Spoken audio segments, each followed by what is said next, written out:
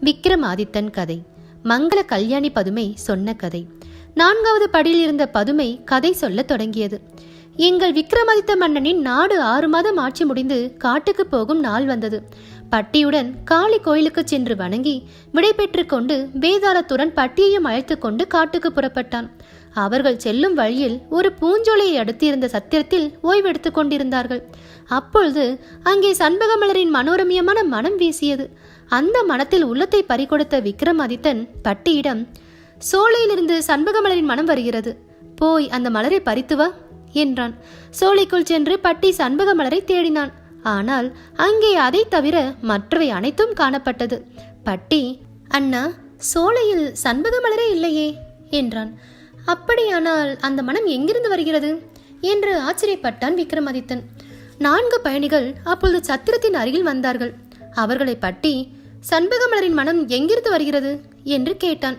அதை கேட்ட பயணிகளில் ஒருவன் பட்டியிடம், நீங்கள் இந்த சத்திரத்தில் இருப்பது தவறு, ஆண்கள் யாருமே இதில் தங்கக்கூடாது, அதை விட்டு நீங்கள் இங்கே வந்தால் விவரம் சொல்கிறேன் என்றான்.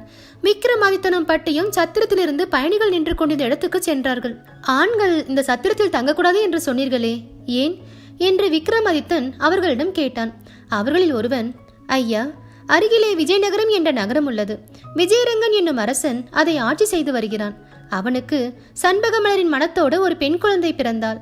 ஆகையால் சண்பகவல்லி என்று அக்குழந்தைக்கு பெயர் வைத்தார்கள். அந்த பெண்ணுக்கு 12 வயது நிரம்பியது. தன் வாழ்நாள் முழுவதும் ஆண்கள் வாடையே படாமல் வாழப்போவதாக அவள் ஒரு சபதம் மேற்கொண்டாளாம். இப்பொழுது அவளுக்கு 22 வயதாகிறது. வெள்ளிக்கிழமை தோறும் இங்குள்ள குளத்துக்கு அவள் நீராட வருவாள். வரும்பொழுது அவளை சுற்றி 1000 தோழியர்கள் சூழ்ந்திருப்பார்கள். நீராடி முடித்து இந்த சத்திரத்தில் வந்து தங்கி சதுரங்கம் விளையாடுவாள். அதன் பிறகுதான் மாலையில் அரண்மனைக்கு திரும்புவார்கள். ஆண்வாடையே அவளுக்கு கூடாது. ஆகையால் அவள் இருக்கும் கோட்டை அருகில் ஆண்கள் எவருமே செல்லக்கூடாது. மேலும் அவள் வெள்ளிக்கிழமை நீராடுவதற்கு வரும்போது ஆண்கள் யாரும் இந்த பக்கமாக வரக்கூடாது என்பது அரசனுடைய உத்தரவு. அதையும் மீறி யாரேனும் வந்தால் அவர்களுக்கு மரண தண்டனை அளிக்கப்படும். நாளை வெள்ளிக்கிழமை அவள் இங்கே வருவாள். அதனால் நீங்கள் இங்கு தங்கியிருந்தால் உங்கள் உயிருக்கு ஆபத்து நேரிடும் என்று சொல்லிவிட்டு பயணிகள் போய்விட்டார்கள்.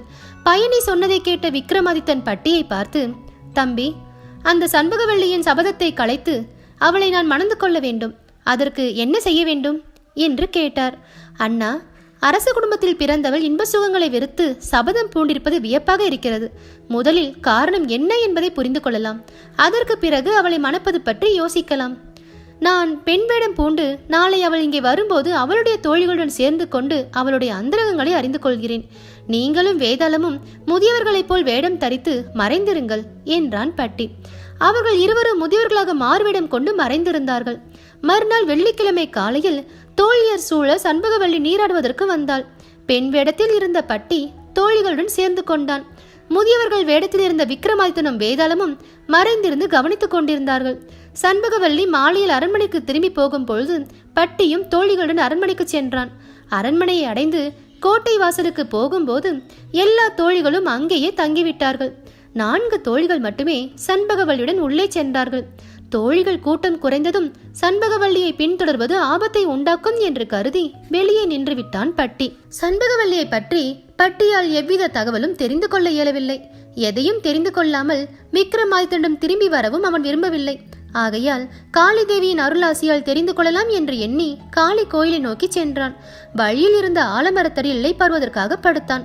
சண்பகவல்லியை பற்றியே சிந்தனை செய்து கொண்டிருந்ததால் அவனுக்கு தூக்கம் பிடிக்கவில்லை.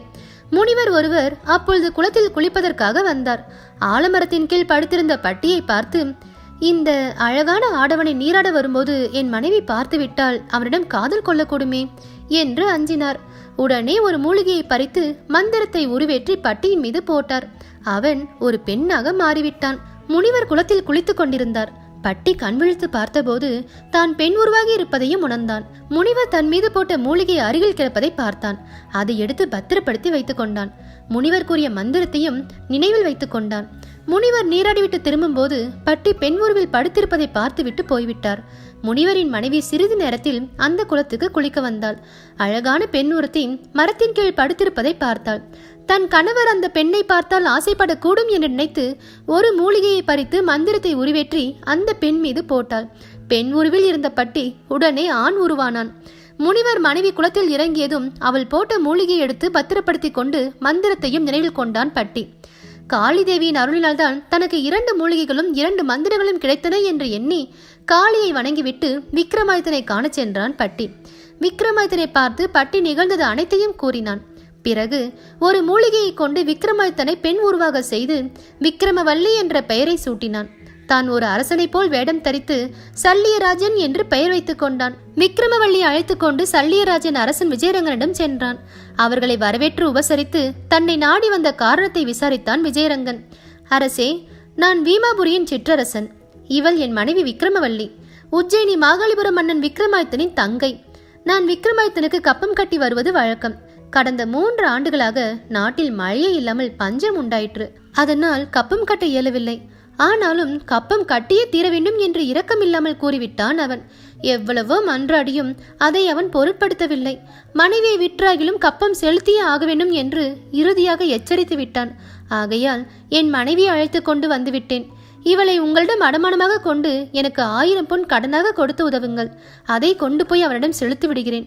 பிறகு உங்களுக்கு 1000 பொன்னை திருப்பி கொடுத்துவிட்டு இவளை அழைத்து கொண்டு போகிறேன் என்று சொன்னான் சல்லியராஜன். அதன்படி விஜயரங்கன் 1000 பொன்னை சல்லியராஜனுக்கு கொடுத்தான். விக்ரமவல்லி அழைத்து கொண்டு சண்பகவல்லியின் கோட்டைக்கு போய் மகளிடம் விவரத்தை கூறி விக்ரமவல்லியை கவனமாக பார்த்து கொள்ளும்படி விட்டுவிட்டு திரும்பினான். 1000 பொன்னை விஜயரங்கனிடம் பெற்றுக்கொண்டதும் பட்டி ஓரிடத்தில் ஒரு அணிலை கொன்று அதன் உடலில் புகுந்து கொண்டான். தன்னுடைய உடலுக்கு வேதாளத்தை காவலாக வைத்துவிட்டு சண்பகவல்லியின் கோட்டைக்கு அணில் உருவில் போய் சேர்ந்தான். அங்கே சண்பகவல்லியின் கட்டிலில் ஏறி விக்ரமவல்லியும் அவளும் உரையாடி கொண்டிருப்பதை கேட்டுக்கொண்டிருந்தான். இவ்வாறு பல நாட்கள் போனது. விக்ரமவல்லியின் நோக்கம் நிறைவேறவில்லை. ஆகவே அவள் முகம் வாடியது. அதை கண்ணுற்ற சண்பகவல்லி அவளுடைய முகவாட்டத்துக்கான காரணத்தை கேட்டாள். அதற்கு சரியான காரணத்தை கூறாமல் ஏதோ கூறி மழுப்பிவிட்டான் விக்ரமவல்லி. என்னுடைய இவ்வளவு நெருங்கி பழகியும் நீ உண்மையை கூறவில்லை என்று எனக்கு தோன்றுகிறது. என்னை வேற்றுமையாக கருதி நீ இவ்வாறு நடந்து கொள்ளலாமா என்று கூறி முன் காலத்தில் இருந்த 2 நண்பர்களின் கதையை சொல்லுகிறேன். அதன் பிறகாவது உன் முகவாட்டத்துக்கான உண்மையான காரணத்தை என்னிடம் கூற வேண்டும் என்று கூறினாள். சண்பகவல்லியும் கதை சொல்ல தொடங்கினாள். சண்பகவல்லி சொன்ன 2 நண்பர்களின் கதையை அடுத்த பகுதியில் பார்க்கலாம்.